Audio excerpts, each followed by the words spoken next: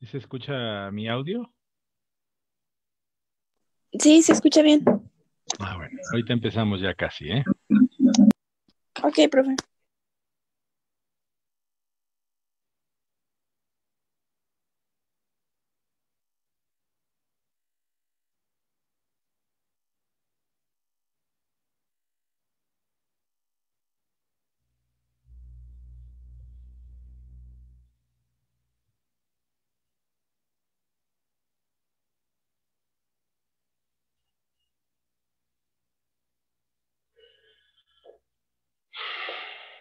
Muy bien, buenos días.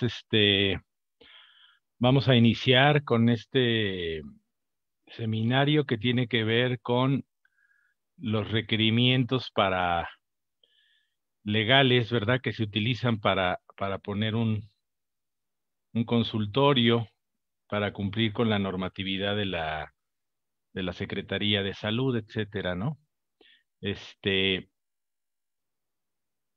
Soy el doctor Francisco Aedo y bueno, pues ya tenemos aquí un ratito dedicándonos a este tema de apoyar la parte de legalidad,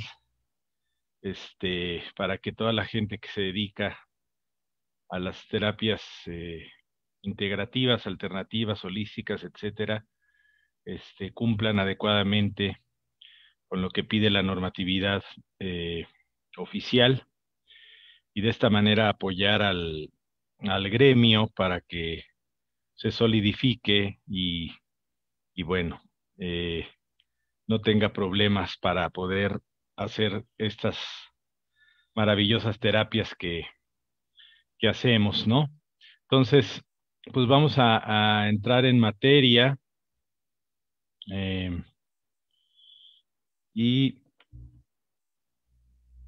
lo primero que siempre me gusta comentar es que, desde luego, parece básico, pero existen tres poderes de la Unión, ¿verdad? El ejecutivo, el legislativo y el judicial. ¿Y por qué lo pongo? Porque se equilibran entre sí.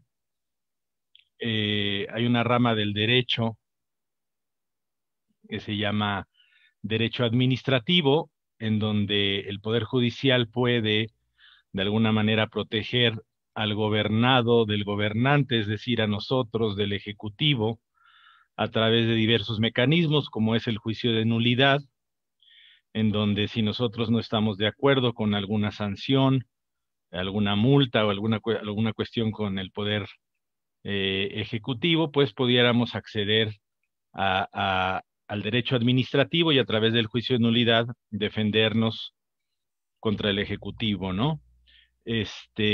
Para esto hay tribunales específicos, se llaman tribunales de lo contencioso administrativo y a nivel federal se llama Tribunal Superior de Justicia Administrativa. Ujú. Para ser prácticos y explicarlo de una forma muy simple, si te mete una multa a la COFEPRIS, pues puedes acceder a un juicio de nulidad para, ya sea nulificar por completo esa multa o hacerlo parcialmente, ¿no? Entonces, por eso para mí es importante siempre establecer esto.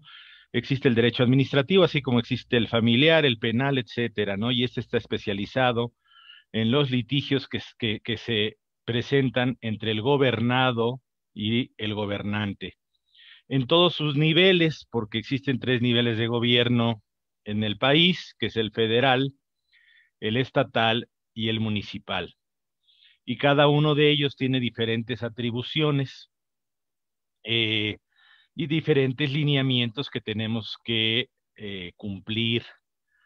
Por ejemplo, en el caso de los consultorios, tenemos lineamientos a nivel municipal y estatal que tendrían que ver con lo que llamamos establecimientos mercantiles.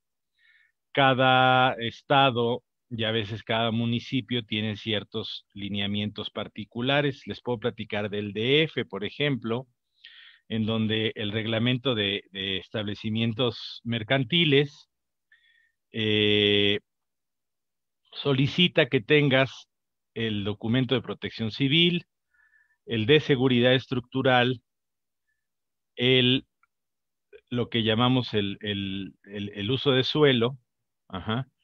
En algunos lados es licencia, en otros lados nada más es un documento que se obtiene, digamos, no es una licencia como tal, como aquí en el DF, ¿verdad? Es un certificado como de uso de suelo.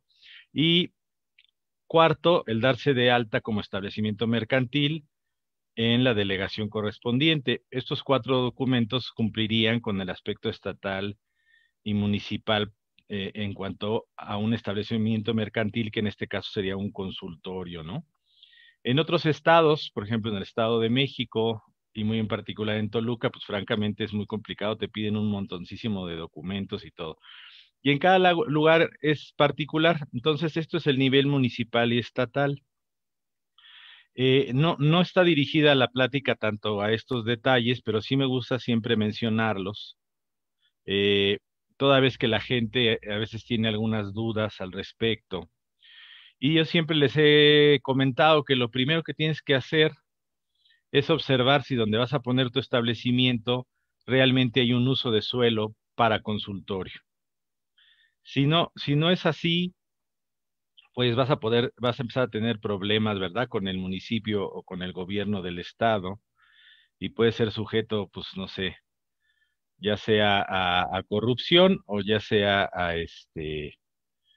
a multas y cuestiones de ese tipo, clausuras y eso, ¿no? Entonces, más vale siempre escoger un lugar que tenga un uso de suelo adecuado para este tema, ¿no? Bueno, pero la plática se enfoca sobre todo a nivel federal en cuanto a lo que se refiere a los lineamientos de la Secretaría de Salud. Ujú.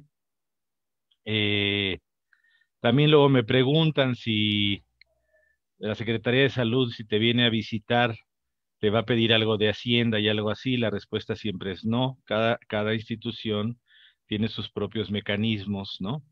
Este, y no, los de la Secretaría de Salud no te van a preguntar si estás pagando impuestos o no. Ellos se van a enfocar en la normatividad que ellos vigilan, ¿no? Bueno, otro concepto importante que siempre me gusta plantear es el principio de jerarquía de la ley. Eh, en México, la ley superior es la Constitución Política de los Estados Unidos Mexicanos, que dicho sea de paso, es una constitución histórica porque se fue formando a través de otras constituciones que la precedieron, a través de grandes movimientos sociales de nuestro país que costaron vidas y sangre, y que tiene dentro de ella lo que llamamos en México garantías individuales. Ustedes lo pueden escuchar a nivel mundial como derechos humanos, ¿verdad? Este, y son las cosas mínimas que nos protegen ante cualquier abuso, ¿verdad? Este, y es muy importante y a veces es tedioso, pero pónganse a leer un poquito, por lo menos los primeros 30 artículos de la Constitución, para que vean lo que fuimos ganando los mexicanos a lo largo del tiempo. Y hay ahí artículos muy, muy importantes. Y ninguna ley, ningún reglamento y ninguna norma, ninguna circular, ningún deseo del funcionario en turno puede contradecir nuestras garantías individuales de la Constitución Política de los Estados Unidos Mexicanos. Para eso existe un juicio por excelencia que defiende a la Constitución, que es el famoso juicio de amparo, y que en un determinado momento va a defender ese derecho humano, esa garantía individual que está siendo violada, ¿verdad? Y que si se presenta en forma adecuada, pues vas a ser defendido por la justicia federal, ¿verdad? Por el poder judicial de la federación y vas a poder inclusive pedir el resarcimiento, porque a veces este tipo de juicios se pueden llevar inclusive a cortes internacionales y ha habido mexicanos que han llegado a ganar el resarcimiento, por ejemplo, por parte del Estado mexicano de las violaciones que se le realizaron. Esto es muy importante porque bajo el marco, por ejemplo, ahorita y me gusta mucho, mucho el ejemplo del tema de la marihuana. El tema de la marihuana, precisamente, un artículo de la Ley General de Salud, se hizo un juicio de amparo contra este artículo por ser violatorio de la Constitución y del principio pro persona, y se logró ya varios amparos en donde la gente podía utilizar el cannabis, y llegó a tal punto en donde el Poder Judicial le solicitó al Poder Ejecutivo que legislara, al Poder Legislativo que legislara. Y bueno, ahorita la respuesta salió del Ejecutivo y ya salió el día 12 de enero de este año el reglamento para el uso del cannabis medicinal, que es muy interesante, y les voy a invitar a nuestro programa que estamos dando los miércoles a las 4 de la tarde, Salud Integrativa, donde voy a tener expertos en cannabis, y desde el aspecto legal y desde el aspecto médico también están invitados, y vamos a hablar sobre todo esta nueva reglamentación del cannabis. Entonces, ningún reglamento, norma o ley puede violar a la Constitución política. Eso es lo que quiero que les quede claro de este punto. Bueno, vamos a revisar algunos artículos puntuales de la Ley General de Salud. Cuando tenga entre paréntesis ley, se refiere a un artículo de la ley, y del reglamento de la Ley General de Salud en materia de prestación de servicios de atención médica, o sea, lo que tiene que ver con los consultorios, clínicas, hospitales, etcétera. Y entre paréntesis el artículo va a decir reg, para que reconozcan de qué normatividad viene. Bueno, el artículo 38 que están observando aquí de la ley dice que son servicios de salud privados los que presten personas, ya sea físicas o morales, ¿verdad? Esto es interesante, o sea, tú puedes poner un consultorio, ya sea como una empresa, o lo puedes poner como persona física. ¿Cuál sería la consejería legal al respecto? Que lo pongas como empresa. Creo que es más factible por aquello de ataques y multas y todo eso. Es mejor que ataquen a tu empresa que te ataquen a ti como persona física.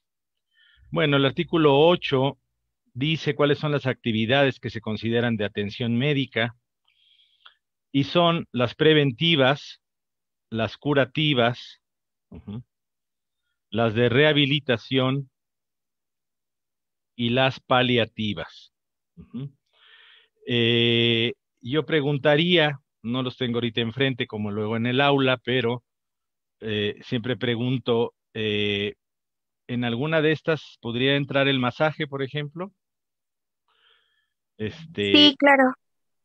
bueno, el Reiki, Sí, también. pues entonces claramente todas las actividades que hacemos, imagínense, les estoy diciendo de las menos invasivas, y si se van ustedes hacia el ozono, terapia neural o cualquier actividad de la medicina complementaria, pues desde luego que entrarían como una actividad que la podemos considerar de atención médica. Entonces, todos estamos, regulados por este reglamento y esta ley. Eso es importante comentarlo. Ujú. Se consideran, serán considerados establecimientos para atención médica también aquellos que desarrollen actividad odontológica, desde luego, todo lo que tenga que ver con salud mental, y todos aquellos que sean auxiliares de diagnóstico y tratamiento, por ejemplo, rayos X, tomografías, estudios de laboratorio, todos son establecimientos de atención médica y están regulados por esta normatividad. Se considera para efectos de este reglamento como consultorio a todo establecimiento, ya sea público, social o privado, ajá, independientemente o no ligado a un hospital, que tenga como fin prestar servicios de atención médica a pacientes ambulatorios. ¿A qué se refiere con paciente ambulatorio? Pues consulta externa, es gente que va y viene a tu consulta. Esto es un paciente ambulatorio. De hecho, la norma oficial, que vamos a ver un poquito, de los pacientes ambulatorios, pues le decimos la norma del consultorio, ¿no? Ajá. Entonces, También, por ejemplo, dice aquí los de control y reducción de peso. Ujú. También es consultorio. Ujú. Bueno,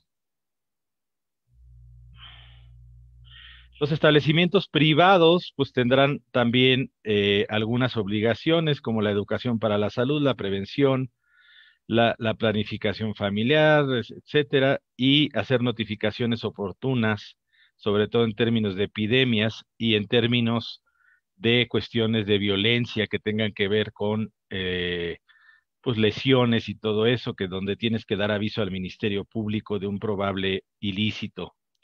Ujú.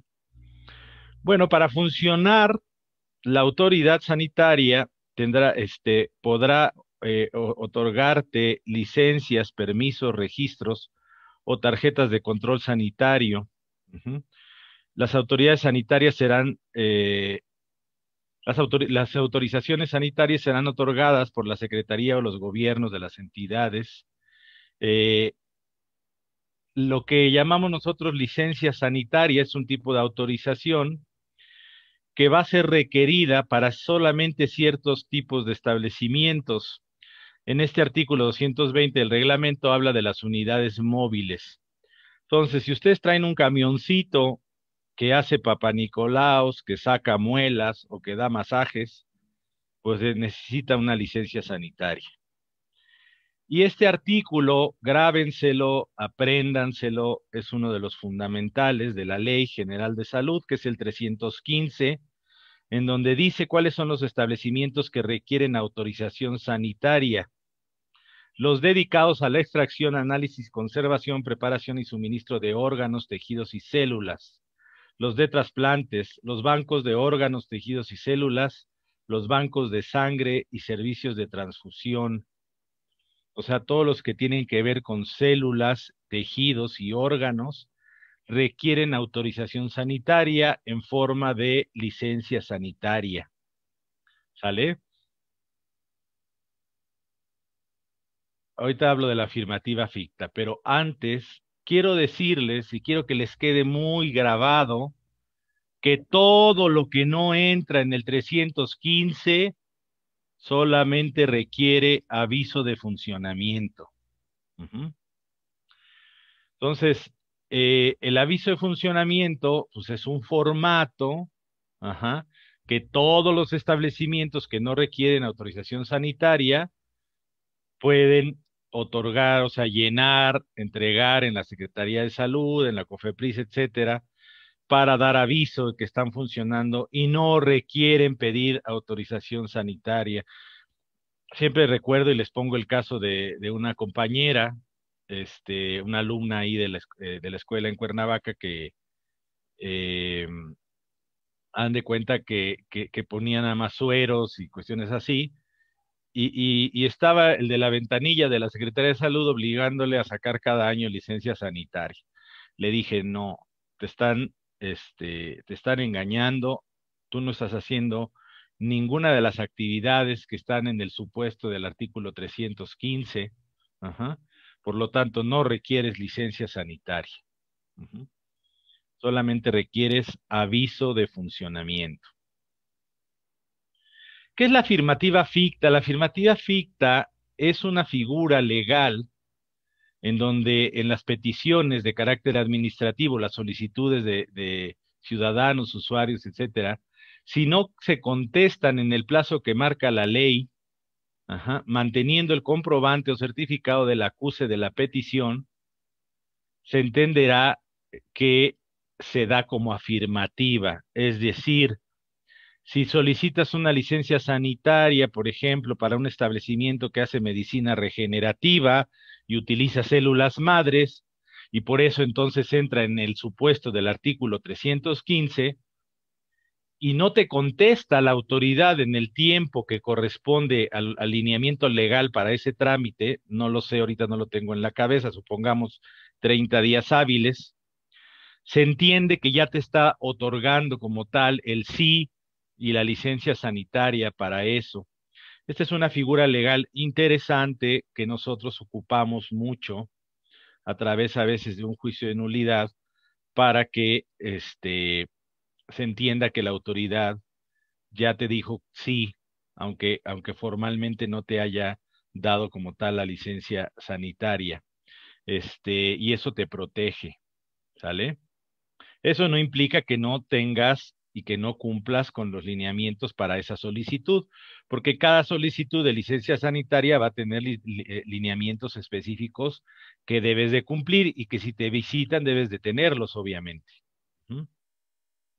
Ahora vamos a entrar en un tema bien importante, que es el de responsable sanitario, ¿sí?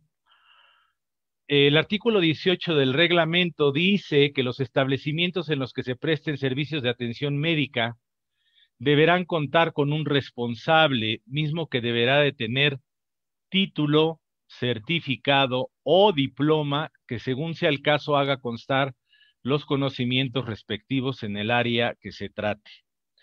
Les pregunto, ¿en algún lado dice deberá ser médico? No. No, dice. Ok, entonces, eh, nosotros hemos luchado ya por años contra lo que yo llamo la mitología de la legalidad en medicina, ¿no? Y a veces hay personajes, funcionarios en turno, de la ventanilla, etcétera, que, como dicen luego, son más papistas que el Papa, ¿verdad? Y tienen sus propias ideas y ideologías, pero no conocen su propia ley. Y esto es grave, ¿verdad? Porque cualquier funcionario público jura siempre cumplir y defender la constitución política y las leyes que de ella emanen. Entonces no es posible que no conozca a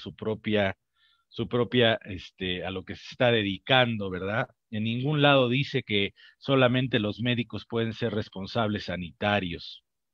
Y aquí dice que deben de tener título, por ejemplo, un título de enfermera o de médico o de psicólogo, etcétera, certificado, que pueden ser certificados como los de especialización o certificados de los del conocer, por ejemplo, en diferentes actividades que son técnicas y auxiliares, o diploma, como los diplomas que, por ejemplo, nosotros otorgamos a los alumnos ahí, que son de la SEP, porque el segundo párrafo dice que los documentos a que se refiere el párrafo anterior deberán encontrarse registrados por autoridad educativa competente.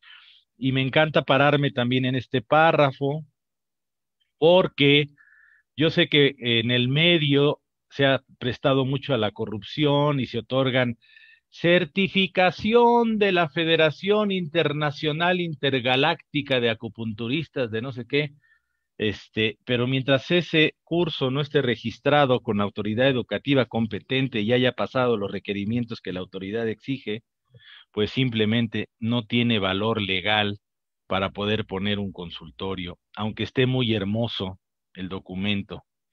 Sí se va a ver muy bonito en tu pared, pero no te va a servir para cumplir con el artículo 18 del reglamento. Eso es importante comentar. Pululan los documentos supuestamente legales en el gremio que no tienen realmente valor legal porque no cumplen con los lineamientos de este artículo.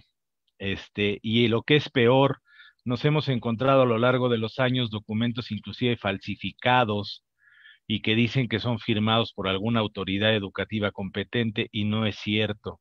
Ujú. Lo cual incluye inclusive un ilícito, que es una falsificación de documento oficial y que tiene en el Código Penal alrededor creo que de 20 años de cárcel. Ujú. Ligado al 18, siempre les pongo el artículo 79 de la Ley General de Salud, que habla de dos párrafos, y el primero dice, para el ejercicio de las actividades profesionales en el campo de la medicina, odontología veterinaria, biología, bacteriología, y sus ramas, y las demás que establezcan otras disposiciones aplicables, se requiere que los títulos profesionales o certificados de especialización hayan sido legalmente expedidos y registrados por autoridad educativa competente. O sea, ligado perfectamente un artículo al otro. Pero lo que más me gusta de este artículo es dejar claro que también existen las actividades técnicas y auxiliares que requieren igual conocimientos específicos en todos estos campos, y aquí vienen muchas opciones y sus ramas. Y quiero aclarar esto, quiero saber si ustedes ven en el primer párrafo de las actividades profesionales, ven a la cardiología o ven a la ginecología por ahí apuntada, o ven a la medicina interna o a la neurología. Yo no la encuentro, no sé ustedes, pero me da mucha risa porque hay personajes del gremio que dicen, es que la medicina alternativa no está regulada. Ah, caray. Y entonces este artículo se lo pasan por el arco del triunfo porque dice aquí y sus ramas, y obviamente que tanto la ginecología como la cardiología es una rama de la medicina, y así como la acupuntura, así como la medicina tradicional, así como muchas de las terapias están perfectamente reconocidas internacionalmente como ramas de la medicina, y si no, pues nada más dense una vuelta a todos los documentos expedidos en países, bueno, en organizaciones tan importantes como la Organización Mundial de la Salud, y me dicen si no es rama de la medicina. Entonces, esto cuando dicen es que no hay regulación de la medicina alternativa en el país, pues más bien es que, compadre, no has estudiado la ley. Y por el otro lado, este, el ejercicio, es que existen técnicos y auxiliares. Entonces, cuando decimos de qué se contempla o qué abarca el que llamamos personal sanitario, pues hablamos de auxiliares, técnicos y profesionales, ¿verdad? Entonces, por ejemplo, un ejemplo ahorita muy que les puedo poner de mi día a día, que estoy trabajando con el tema de pueblos originarios y de la defensa de la medicina ancestral mexicana, etcétera. Yo he manifestado mucho que es importante que se reconozcan como auxiliares o técnicos sanitarios, y que en ese sentido busquen documentos legales que los avalen como tal, no solamente eh, para que tengan el documento legal, sino para que al tenerlo, quedó registrado con la autoridad educativa competente y se visibiliza y existe a partir de ese momento legalmente la actividad, ¿no? Entonces, es muy importante este aspecto. No es ni menos ni más ser auxiliar, ser técnico o profesional. Todos somos parte de lo que necesita nuestra población para que funcione el sistema de salud. Todos tenemos una misión dentro de él y todos participamos, profesionales, técnicos y auxiliares. Ujú. No se les ve ni abajo, ni arriba, ni nada. Todo trabajo es digno, ¿sí? Como dice el artículo 5 de la Constitución, todos tenemos derecho al trabajo mientras éste sea lícito, es decir, mientras no estemos cometiendo un delito. Ujú. Este, y todo trabajo, hasta el afanador que ayuda en la clínica, hasta el médico subespecialista, es un trabajo digno. Ujú. Bueno, este, de aquí nos vamos. Ah, bueno, aquí también el 78 habla de las actividades técnicas y auxiliares, que también estarán sujetas a la ley reglamentaria del quinto constitucional. Ya les hablé del quinto constitucional, el derecho al trabajo. Esta ley principalmente dice las profesiones que necesariamente tendrán que tener cédula profesional.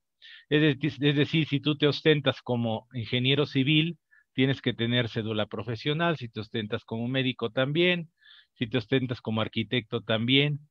¿Y cuáles otros se imaginan que sería muy importante que tuvieran cédula profesional para que demuestren que acabaron todos sus estudios? Pues yo digo que el abogado, ¿a poco no? O el contador. A veces puede ser más peligroso un contador o un abogado que el médico, no sé qué piensen ustedes. Pero bueno, es importante. Ahí dice en la ley reglamentaria qué profesiones deben de tener cédula profesional. Las responsabilidades de los responsables sanitarios, valga la redundancia, ya les estaba platicando. pues atender reclamaciones de los usuarios, tener las medidas de seguridad e higiene, esas se ligan mucho con la normatividad de la Secretaría del Trabajo, por ejemplo. Ajá. Las notificaciones de vigilancia epidemiológica, como de todas las epidemias, si tienes un paciente con VIH o ahora con el tema del COVID, etcétera, tienes que notificar. Las notificaciones al Ministerio Público, que tienen que ver con la violencia y las lesiones. Tú siempre que te enfrentes a una probable tema de este tipo, tienes que notificar al Ministerio Público por ley, ¿verdad? Porque pues no puedes dejar escapar un hecho ilícito que se te presente, un apuñalado o una violencia que se le esté ejerciendo a un menor, por ejemplo, tienes que avisar. Ajá. El responsable deberá dar a conocer al público a través de un rótulo sus horarios de asistencia al establecimiento de atención médica. El personal también deberá de contar con los documentos que se piden de autoridad educativa competente. Uh-huh. Y también se deberán de poner a la vista los documentos legales que los acreditan, ya sea diploma, certificado o título en la pared para que las personas lo puedan observar. Ajá. Se deberá tener un archivo con todos los profesionales que trabajan en ese consultorio, sus expedientes, me refiero personal en general, profesionales técnicos y auxiliares. Uh-huh. Este, Deberán tener un gafete de identificación, por ejemplo, con su nombre, fotografía, así como el puesto que desempeña, etcétera. Uh-huh. Se sancionará conforme a la legislación a quienes no posean título profesional legalmente expedido y se hagan anunciar como doctor, médico cirujano o cualquier otra palabra que signifique esto. Eh, por eso es que yo insisto en que ser terapeuta, ser técnico no es malo, es perfectamente digno, y aquellos que son técnicos o terapeutas y se dicen médicos están infringiendo no solamente este artículo, que pudiéramos decir es administrativo, sino que están infringiendo un artículo del Código Penal que se llama usurpación de profesión, y también pueden meterse en una bronca de tipo penal. Uh-huh. eh, ok, Profesor, ¿le puedo hacer una pregunta? claro que sí. Por ejemplo, en este caso, nosotros, bueno, obviamente vamos a tener un recetario, ¿no? Bueno, vamos a recetar. Eh, Em, uh-huh. Obviamente en el tema de homeopatía y demás, nosotros tendríamos que poner naturópatas, Sí, terapeutas. licenciado, en tu caso, licenciado en naturopatía, o naturoterapia, perdón, que es la carrera que estás llevando, licenciado en naturoterapia, este, y puedes poner ahí tu cédula y todo, y solamente que en la normatividad, la clase de hoy no es de productos, pero te digo que para recetar antibióticos específicamente y psicotrópicos, o sea, todos los que tienen que ver con psiquiatría, sí se requiere ser médico. Todo lo demás es de libre venta. Entonces tú podrás poner ahí en tu recetario, podrás poner homeopáticos, remedios herbolarios, etcétera, ¿no? Todo aquello que sea de libre venta en farmacia, lo puedes poner, ¿sale? Ok, gracias.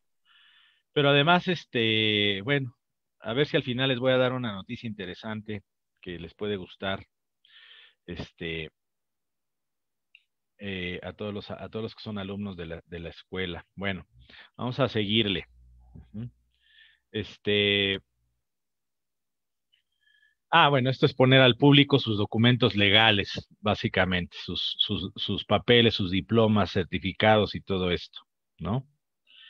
Eh, ujú.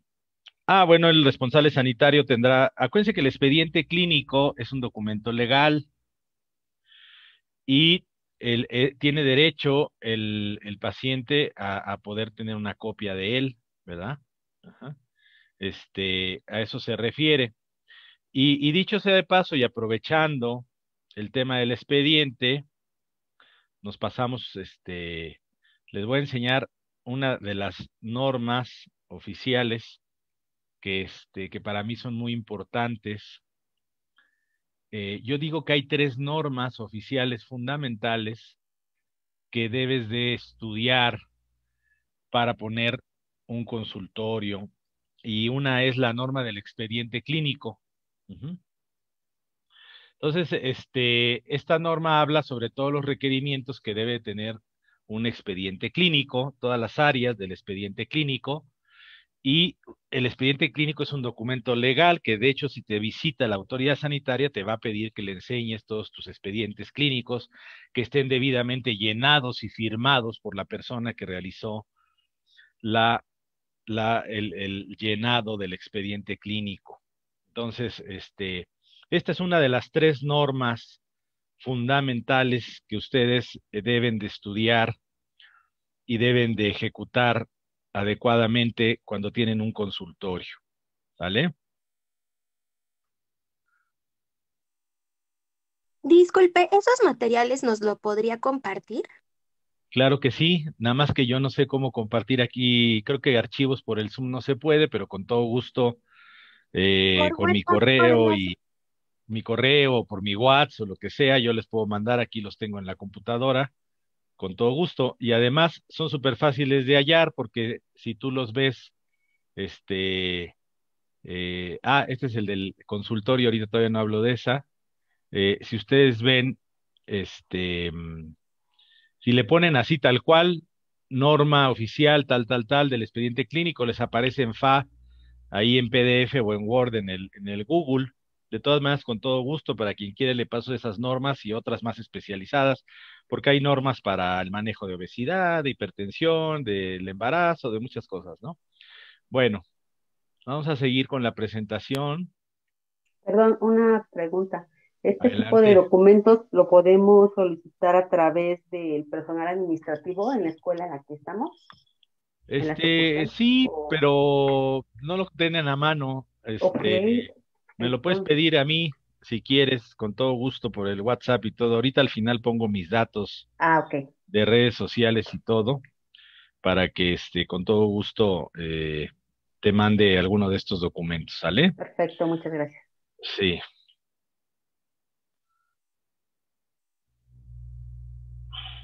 Existen varios formatos que exige la autoridad que se tengan en el consultorio. Por ejemplo, está esta hoja, le llamamos como la sábana de atención, o es una hoja clínica en donde vas registrando a todos los pacientes que van entrando al consultorio, su padecimiento, su edad, etcétera, sus datos básicos en líneas, ¿no? Este es un formato importante, y aquí dicen los lineamientos que deben de tener todos los formatos. Eh, Razón social, en su caso, cuando se requiere licencia sanitaria, o sea, todo lo que tiene que tener el formato, igual las recetas, igual los expedientes clínicos, que son formatos básicos que debe de haber en un consultorio. Y dicho sea de paso, les platico, hay cosas básicas que también deben de manejar, como la fumigación que deben de hacer anualmente por una empresa que esté certificada por la COFEPRIS. También es sumamente importante la vigilancia de la tercera norma, que para mí es básica del consultorio, que es la norma de el manejo de residuos peligrosos, infectocontagiosos y todo esto, que es esta norma te dice que debes de tener un contrato con una compañía que está certificada por la Semarnat para recoger residuos. Me refiero a los contenedores de punzocortantes, estos contenedores rojitos o las bolsas rojas que tienen lo que se utilizó desde algodones, gasas, etcétera, que tienen sangre o líquidos corporales, ¿verdad? Este, Esto es otra parte importante. También deben de tener un registro diario de limpieza, una bitácora de limpieza del consultorio que deberá ser firmada por la persona que hace la limpieza. Eso también les van a pedir. Ujú. Doctor, bueno, yo no sé, es pregunta. De la ¿sí? misma empresa que nosotros contratamos, sí, o sea, si yo tengo un consultorio y saco residuos peligrosos, la empresa tiene que tener como una certificación de la Semarnat, ¿no? Algo así.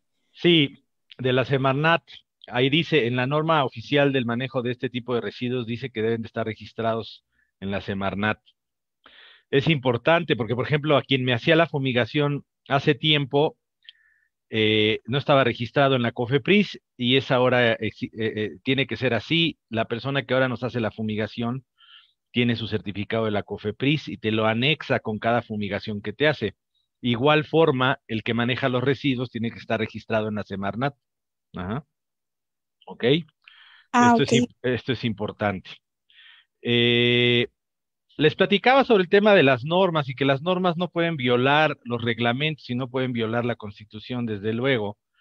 Y siempre me gusta un ejemplo que yo viví cercanamente porque yo andaba por ahí de estudiante de la especialidad de acupuntura cuando se hizo la primera norma oficial de la acupuntura, precisamente por el grupo de maestros ahí del Politécnico que participaron en esa norma.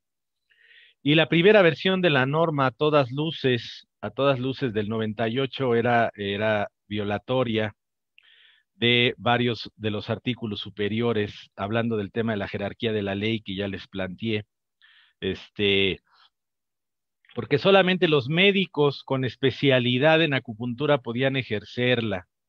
Entonces, pues eso no venía en coincidencia con el artículo 79 y no venía en coincidencia, este, con el artículo 18, etcétera, y sin embargo aún así pasó la norma, la primera versión de la norma oficial para la práctica de la acupuntura. Imagínense, este, por darles un ejemplo, yo fui la cédula profesional 23 de especialidad en acupuntura, entonces imagínense si 23 personas podíamos atender toda la acupuntura de todo el país, ¿verdad?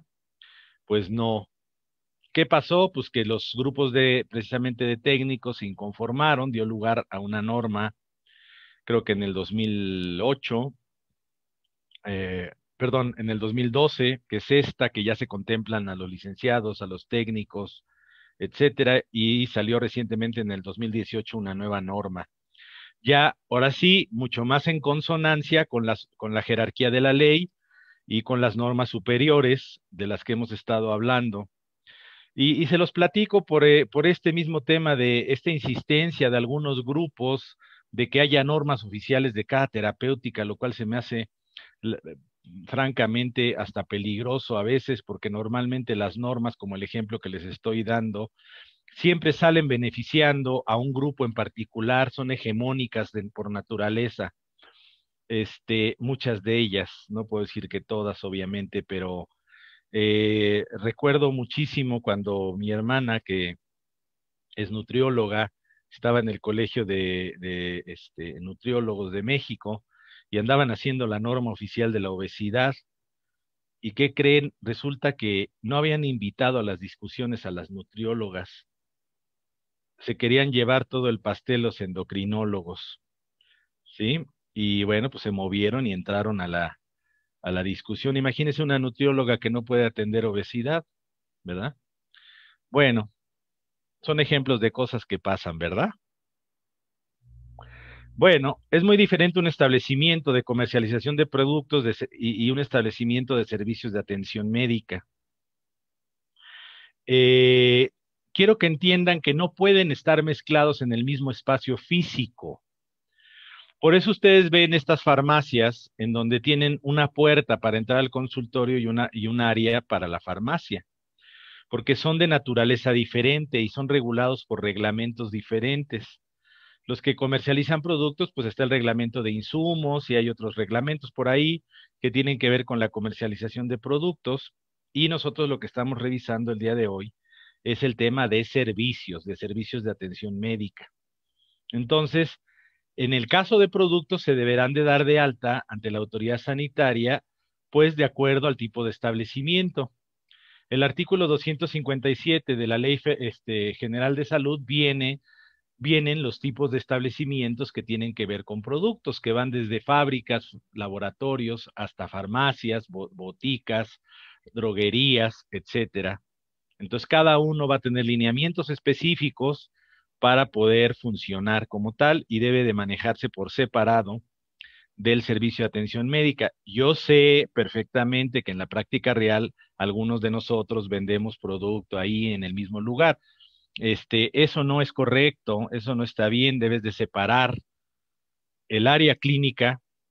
Yo tuve que separar porque al principio que no conocía esto, pues hacía esta mala praxis y hoy en día pues ya separé por un piso de distancia lo que es el área de venta de producto con lo que es el área clínica. O sea, tienen que ser dos cosas diferentes y deben de estar bien delimitados arquitectónicamente diferentes y tener diferente entrada, etcétera. Bueno. Bueno, derechos del usuario, pues el usuario se puede quejar, etcétera, si es que considera que no hubo una buena atención y tiene, bueno, tiene varios derechos. Eh, este mes siempre es muy interesante porque con esto voy introduciendo la idea del tema de las denuncias ante la COFEPRIS. Eh, ¿Ustedes quién creen que es quien más mete denuncias o le mete a uno denuncias en la COFEPRIS?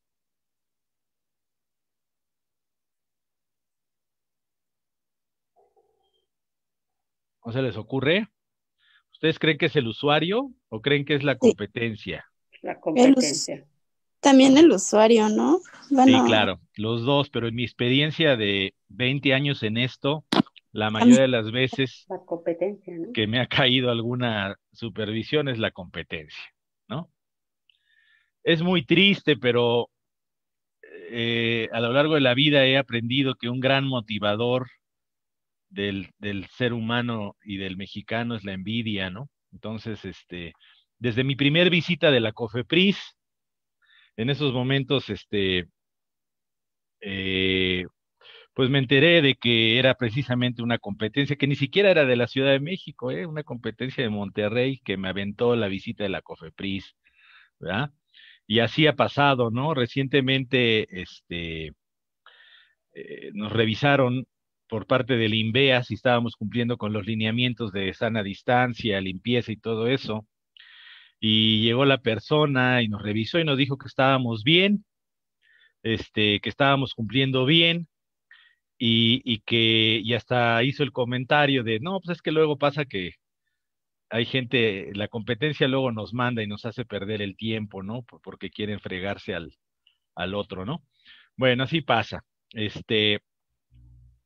Áreas del consultorio. Esto me sirve para entrar en la norma oficial, que para mí es la más importante que ustedes deben de conocer, que es la norma oficial de la atención de pacientes ambulatorios, o la que llamamos la norma oficial del consultorio, ¿no? Así aquí entre los cuates, ¿verdad? Pero pues su nombre completo, aquí lo están viendo, la norma que establece los requisitos mínimos de infraestructura y equipamiento de establecimientos para atención de pacientes ambulatorios, ya definidos previamente en la plática, que los pacientes ambulatorios son los que vienen a consulta externa, ¿no?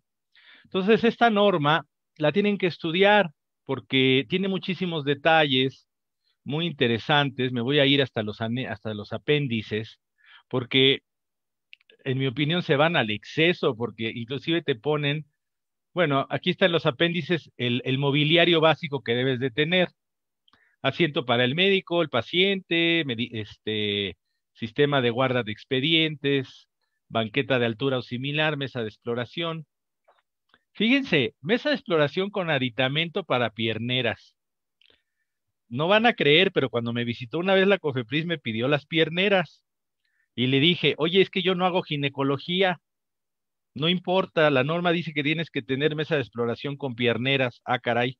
Bueno, entonces, obviamente es esfigomanómetro, estetoscopio, estuche de diagnóstico, báscula, etcétera. Báscula para bebé. Oye, es que yo no veo bebés. Pues así dice la norma. Aquí viene todo el instrumental. Luego viene el de para consultorio de estomatología, o sea, de los odontólogos, etcétera. Los laboratorios clínicos. Ujú. la del área de microbiología para laboratorio, la de parasitología, la de muestras ginecológicas, muestras sanguíneas, los gabinetes de radiodiagnóstico que deben de tener, el ultrasonido, atención del parto, urgencias, eso cuando tu consultorio se dedique a eso, ¿eh? No es, todo esto es de acuerdo al caso, pero miren qué bonito, te ponen hasta los metros que debe de tener tu consultorio de medicina general o familiar, y algunos me dirán, oigan, doctor, ¿y por qué no hay consultorio para terapeutas o para medicina alternativa? Pues porque no lo hemos propuesto, ¿verdad? Esta norma debería de cambiar y también adaptarse a otras necesidades de otro personal sanitario, pero por lo pronto tenemos estos lineamientos en donde debe de medir 4.25 por 3.30 y debe estar separado en área de exploración y área de entrevista, y viene ahí todo el mobiliario y equipo. A ese grado está el tema, ¿no? Y me acuerdo mucho porque me pidieron el lavabo dentro del consultorio. Aquí está el dibujito. A ver, no, creo que ustedes no sé si ven mi cursor moviéndose. Sí, sí se ve. Ah, bueno, pues aquí te estoy dibujando el lavabo, ¿lo ves? Debe de haber un lavabo ahí Sí, se ve. prácticamente pegadito, pero yo le dije a la visitadora, oye, pero si tengo aquí baño al lado y me puedo lavar las manos, no, el lavabo debe estar aquí dentro del consultorio, como lo marca la norma. Bueno, y así viene el croquis del consultorio de odontología, etcétera, etcétera. ¿Vale? Esta es, junto con la del expediente, probablemente las dos principales normas, y con la de los residuos, este, es otra norma fundamental, ¿no? Ujú. Bueno, eh,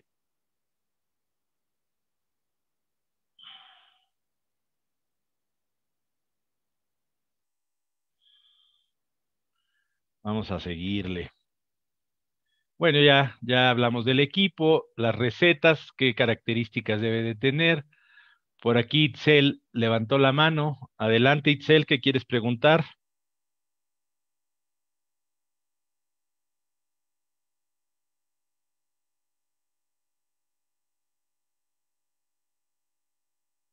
¿No?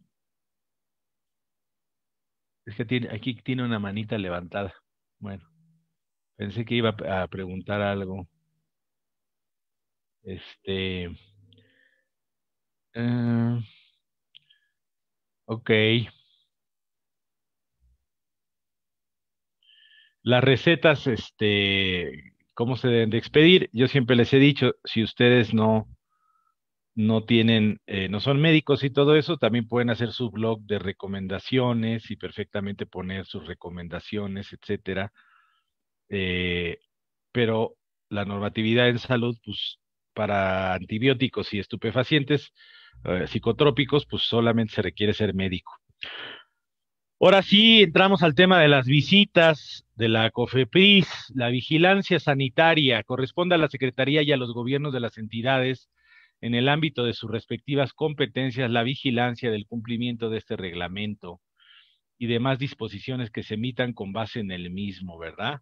¿A través de qué? De diligencias como visitas de verificación a cargo de personal expresamente autorizado, es decir, solo los del área de vigilancia sanitaria tendrán derecho a visitarte, no cualquier funcionario de la Secretaría de Salud. Deberá de tener su gafete, deberá de traer la orden de visita debidamente explicada, cuál es la motivación, cuál es el motivo de la visita, y deberá estar firmada por la persona encargada del área de vigilancia. También podrán hacerte revisiones de publicidad de productos y servicios a través de inclusive supervisiones en redes sociales y todo eso, ¿no?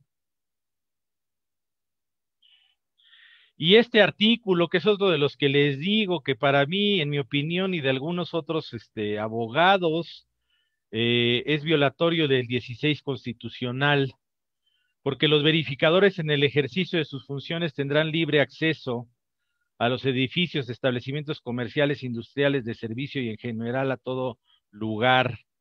Los propietarios, responsables, encargados u ocupantes del establecimiento, así sea la señora del aseo, deberán y estarán obligados a permitir el acceso o dar facilidad de informes a los verificadores. No sé qué les parece este artículo, pero pues ni siquiera a los cateos, a los delincuentes, que ya están más que conocidos como delincuentes, se les pueden hacer sin orden de juez. Resulta que la secretaría sí puede entrar cuando se le antoje a tu consultorio y revisarte sin previo aviso, ¿no? Entonces, bueno, este está un poquito pesado, este artículo. Muy poca gente, y por eso existe el derecho de amparo, muy poca gente ha impugnado este artículo, porque francamente, yo en mis 20 años de experiencia teniendo institución, todas las demás autoridades te avisan siempre que te van a venir a visitar. Ajá. El único que te cae y que te obliga a entrar, esté quien esté, lo que sea, es la autoridad sanitaria. ¿Y qué puede hacer de medidas de seguridad? Pues muchas cosas.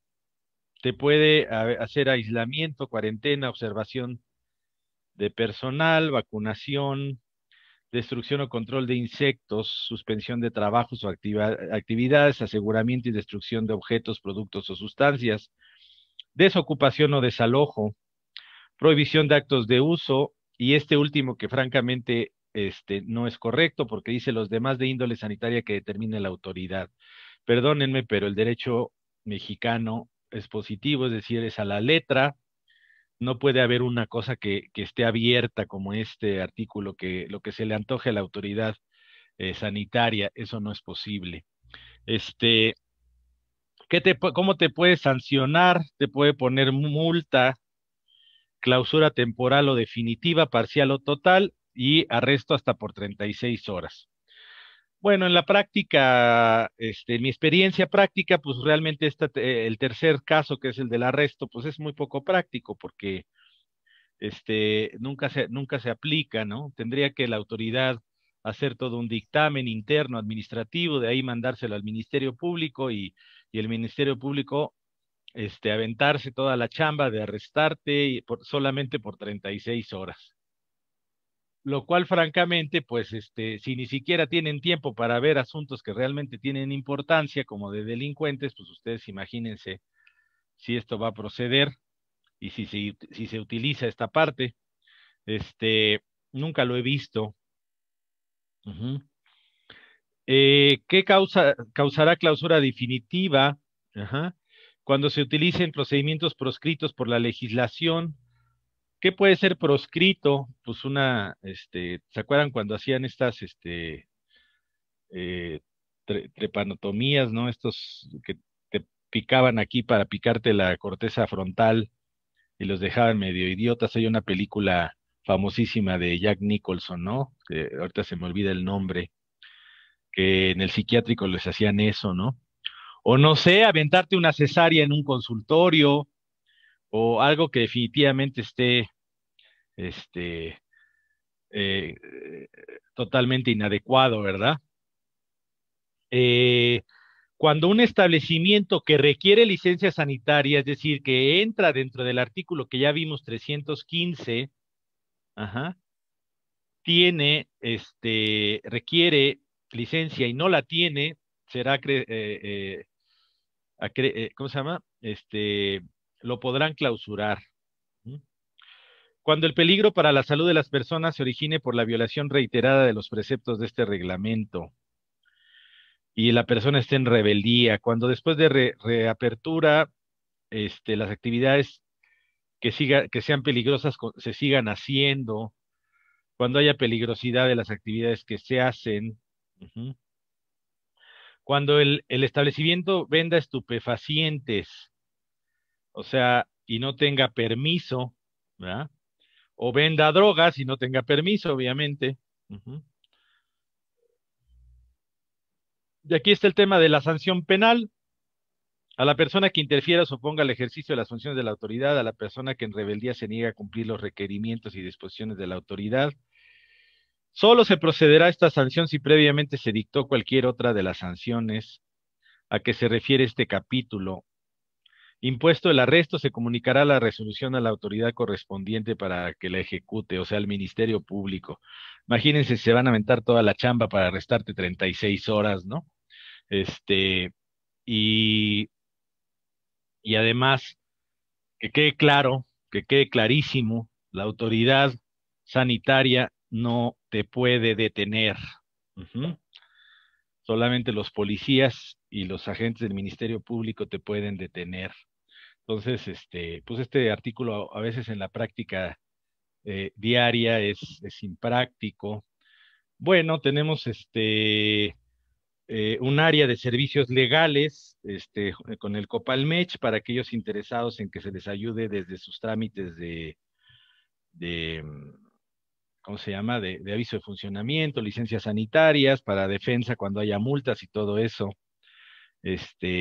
Además de que de entrada en la escuela les ofrecemos los documentos legales que necesitan para cumplir con lo que estudiaron y todo esto, pues también ya hemos ido desarrollando con los años el área legal de defensoría y de consultoría para que tengan todo lo necesario para cumplir con la ley, ¿no?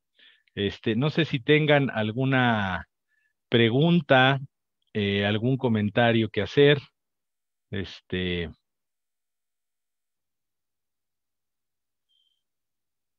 por ahí. ¿Mm? Yo, profesor, buenos días. Adelante. Oiga, profesor, por ejemplo, si yo tengo diplomas que en la parte de atrás de distintos cursos que con anterioridad yo tomé en otras escuelas, que solo tienen un registro del trabajo, ¿esos son oficiales?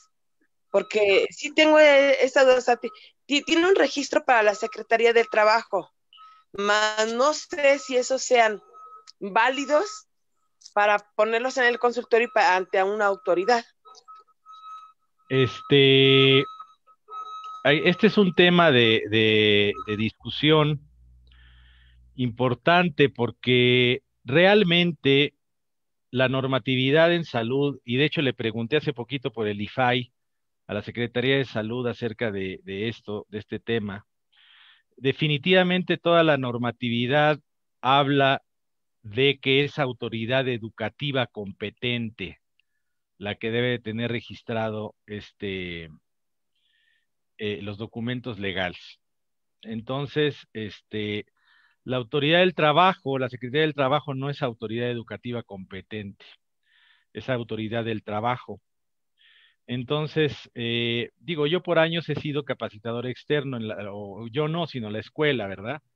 Pero en realidad, en términos de la normatividad en salud, pues el documento de la Secretaría del Trabajo no cumple con estos artículos de la ley que te acabo de mencionar. Y siempre me ha sido muy curioso que los alumnos siempre lo piden y pues definitivamente no cumple con esto que te acabo de decir. Tiene que ser autoridad educativa competente, como es la SEP o algunas autónomas que tienen por su decreto la posibilidad de expedir directamente programas de estudio y todo esto, registros de validez.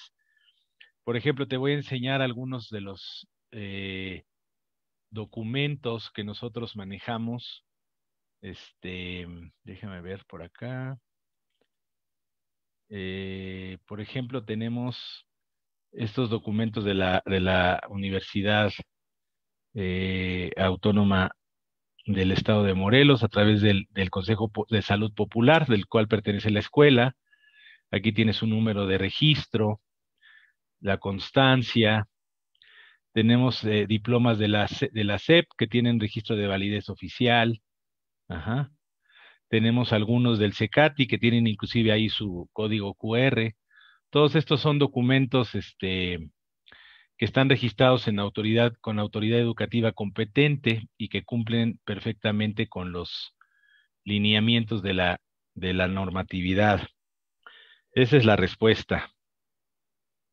Disculpe, doctor. Entonces, en base a lo que acaba de explicar, yo con el documento de la SEP que diga que estudié o que sé mesoterapia, ya no tendría ningún problema, o sea que tú tendría que ser médico y todo este rollo para aplicar medicamentos.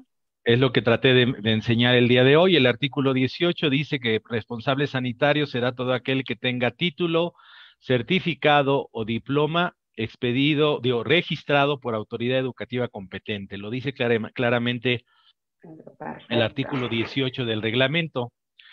Eh, Obviamente solamente podrás ejercer aquello que demuestres que aprendiste a hacer. O sea, no Claro, puedes tener un documento de mesoterapia y hacer ginecobstetricia, ¿verdad? O sea, claro. por lógica, tendrás que circunscribirte al área de trabajo que tú ya aprendiste a hacer, ¿verdad? Y de hecho, así Gracias. es como en el formato de aviso de funcionamiento se pone más o menos qué actividad, le anexas tu documento, etcétera, para que se sepa ese consultorio, ese servicio de atención médica, a qué se va a dedicar. ¿Sale? Gracias. La respuesta es sí. Sí. ¿Alguien más? Sí, yo tengo una duda. ¿Qué pasa con el ozono, por ejemplo? Es una excelente pregunta. El ozono tiene muchas terapéuticas diferentes. Es decir, tenemos la mayor, tenemos la rectal, tenemos la menor, las aplicaciones tópicas, intraarticulares, etcétera. Si te vas al 315 de la Ley General de Salud, observarás que cuando se manejan células, se requiere licencia sanitaria. Entonces, la respuesta práctica a tu pregunta es que si tú te vas a publicitar como que haces autohemoterapia mayor, definitivamente requerirías licencia sanitaria. Si solamente vas a hacer rectales, aplicaciones tópicas, aunque sean invasivas y todo eso, y no manejo de células, solamente requieres aviso de funcionamiento. Entonces, si se quieren publicitar como que hacen automoterapias mayores y todo, la recomendación es que saquen su licencia sanitaria, ¿sale? Y ya con ella, con todas las de la ley, puedes aplicar la autohemoterapia mayor, ¿sale? Ok, gracias. Y como les decía, con todo gusto, pues podemos ahí, con el grupo de abogados, asesorarles y ayudarles a su tramitología para que sus consultorios estén bien. ¿Alguna otra pregunta por ahí? Yo, doctor, buenos días. Adelante. Son de hecho dos. Una en el sentido de las consultas a domicilio. Si hay alguna normatividad específica que regule esto, por un lado. Y por otro, la otra pregunta es mi área de especialidad. Una de ellas en la que me interesaría poner un consultorio es iridología. Yo tengo todos los permisos, tengo todas las constancias y credenciales. Y yo manejo la línea oficial de suplementos herbolarios de Chapingo y tiene permiso de COFEPRIS. Mi pregunta es, ¿debo tener todas estas regulaciones que mencionó sobre el equipo? Porque para la práctica de la iridología solo requiero una laptop y mi iridoscopio. Y también quiero preguntar si en el mismo lugar que doy terapia o consulta, puedo tener mis productos. Esas son las dos preguntas. No te va a gustar mucho la respuesta, pero la verdad es que sí, sí tendrías, si te visita la COFEPRIS y no tienes las áreas del consultorio, el equipo y todo eso, pues te puedes ver acreedora a una multa. Sí tienes que tener aviso de funcionamiento, sí tienes que tener todo lo que dice la norma del paciente ambulatorio, del expediente clínico y todo eso. Número uno. Número dos, tienes que tener separada la parte de venta de producto de la parte de atención clínica, arquitectónicamente separada. Esa es la respuesta. te recomiendo ir haciéndolo poco a poco, ir cumpliendo lo mejor posible.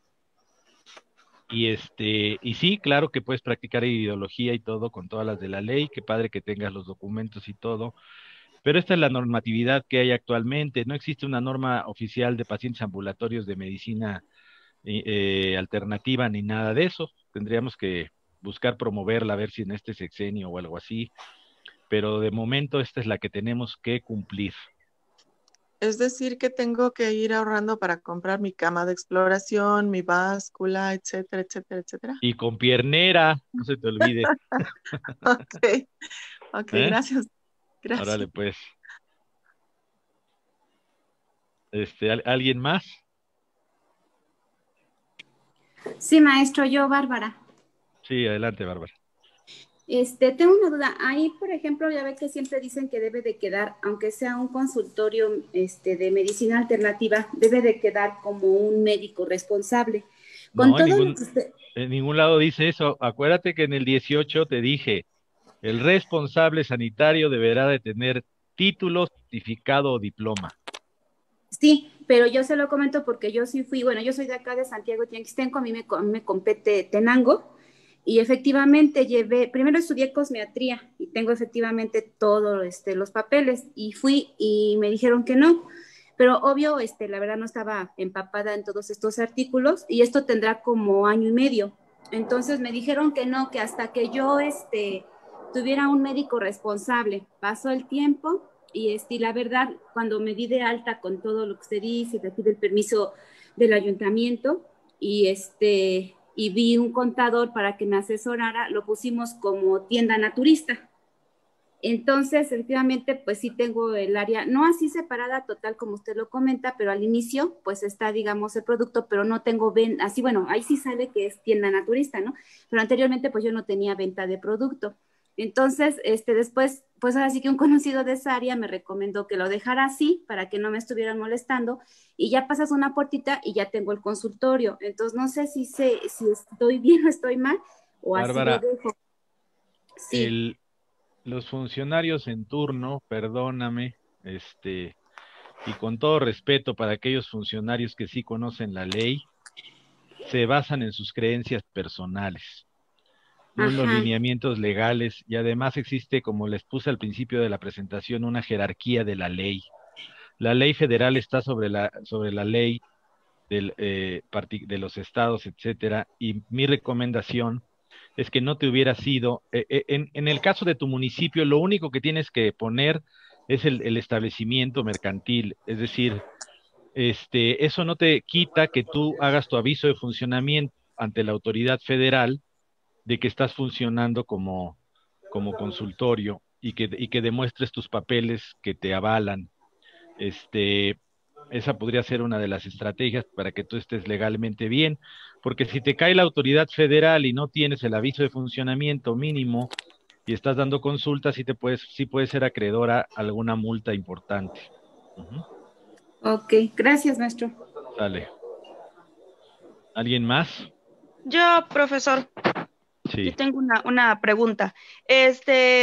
Con respecto a lo que mencionaba con Oye, el pero artículo ¿tú no conoces 18 acerca de... alguna pastelería? A ver, déjenme apagar, silenciar Pero que esté ahorita. como que estén ricos. Es que A ver, ya silencié. Ahora sí, otra vez tu pregunta, por favor. Ok, va. Que lo que mencionaba con respecto a lo del artículo 18 de diplomas, certificados y todo esto, hay algunas universidades, que obviamente con registro CEP y todo, que dan algunas certificaciones, pero, o sea, como registro solamente aparece el nombre de la universidad. Sin embargo, en la universidad luego no tienen ni siquiera una carrera relacionada con ese diplomado que dan o con esa certificación y esto. Por más Ese famosa, papel, ajá, ujú. dígame. Por más famosa que sea la universidad, si el diplomado no está registrado con la autoridad educativa competente, no tiene validez oficial. Ok. Sí, Así sí, de es que simple. Ujú. desafortunadamente sí, caí en un par de engaños de este tipo y y pues sí está bastante feo que Está lleno el medio y el gremio de estos engaños. y En algunos este, muy, muy graves, porque hemos visto inclusive papeles oficiales falsificados. A ver, déjenme buscar en mi WhatsApp, por ahí debo de tener, para que vean lo que es un certificado del conocer. ajá, La otra vez una persona nos enseñó un certificado del conocer falsificado por completo. Ujú. Increíble. O sea, tenía hasta la firma del director general del conocer, eh, y era totalmente otro formato. Miren, aquí está el de Fernanda, que es la maestra de enfermería en la escuela. Esta es su ajá. certificación del conocer. Gobierno de México, Secretaría de Educación, conocer, que es el Consejo Nacional de Normalización y Certificación. Ajá. La clave, el estándar en el que se certificó, que es el de servicios de auxiliares de enfermería. Ajá. Su código QR y la firma del director general del conocer. Este es un certificado real del conocer. Ujú. Este, el que les platico no tenía nada que ver, o sea, era totalmente una falsificación. Y pues por ahí un personaje interesante ahí del gremio, medio famosín, que no voy a mencionar, estaba vendiendo este tipo de documentos, ¿no? Entonces, híjole, hay que tener cuidado con estas cosas. Ok, ok, profesor, ¿hay alguna manera en la que yo pueda darme cuenta de que el diplomado o la certificación que está ofreciendo la universidad está registrado o cómo Sí, pues debe pudiera? tener su número de registro. A nosotros nos obliga la SEP a poner el número del registro del diplomado, que ya pasó todo el proceso. Es un proceso de 4 a 6 meses para que sea aprobado un diplomado. Lo mismo pasa en temas del CECATI, donde tenemos acuerdos, y ahí viene el número de registro y tú puedes preguntar sobre ese número de registro con la autoridad educativa, o algunos diplomas, como por ejemplo los del CECATI tienen su código QR, en donde tú puedes checar ahí y te dirige a la página de la SEP. O, por ejemplo, los del Conocer ahorita que les acabo de enseñar tienen su código QR igual. Ahora, tengan mucho cuidado porque ya vi un documento que hasta código QR le pusieron, pero te redirigía a la página de la institución, no a la Mm, página de la SEP. O sea, muy listos estos personajes porque te hacían creer que el código QR, y sí tenían su registro de alumnos, pero dentro de la página de la institución, no de la SEP, ¿ves? ujú. Entonces, y nada más distinguir, por favor, porque luego se me confunden. Si el documento es de una SEP estatal, tienes que buscarlo en la página de la SEP estatal, no de la federal, ¿verdad? Si el documento es federal, como por ejemplo las certificaciones del Conocer, es una certificación de una institución federal. O sea, hay que buscarla en el lugar En adecuado, lugar adecuado. ¿verdad? Mm, Así es, de acuerdo, maestro. Gracias. de nada. Profesor, yo tengo otra pregunta. Adelante. Sí, bueno, dado que estos diplomas, porque son varios diplomas los que personalmente tengo yo, que sí tienen solo lo que es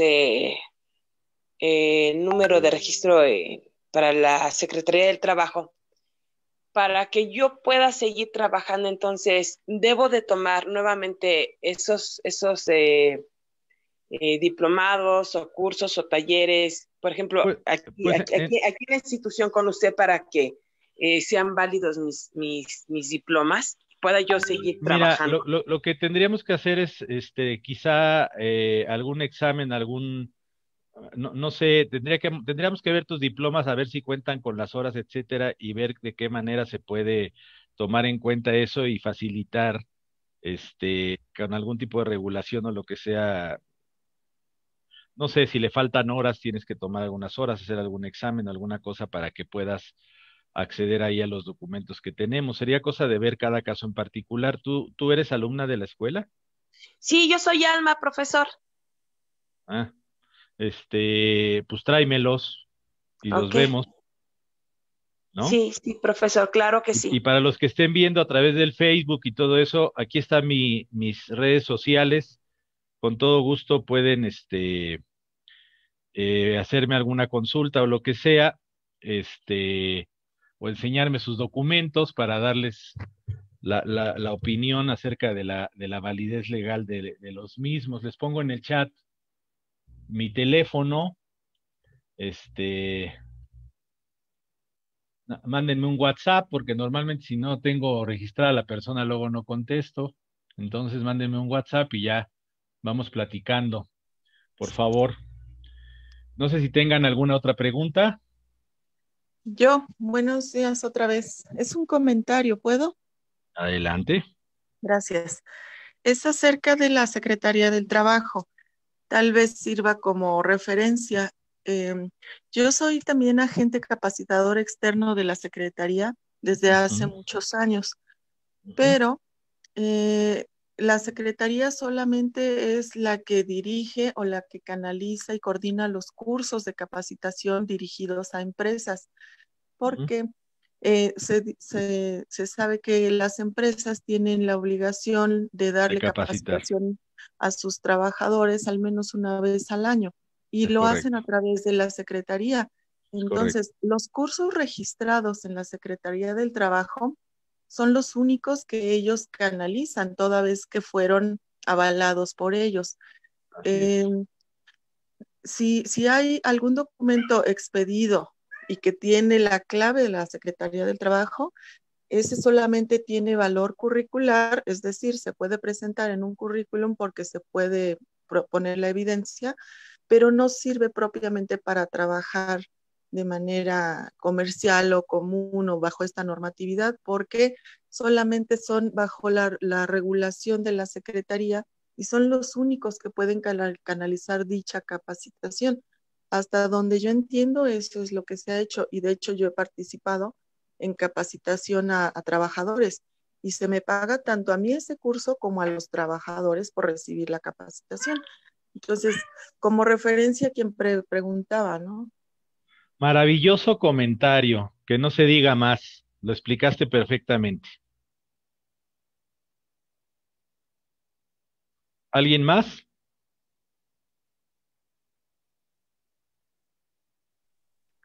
Bueno. No, no, profesor, gracias. Bueno, pues les mando un abrazo a todas y a todos y ojalá les haya gustado y les haya servido esta plática.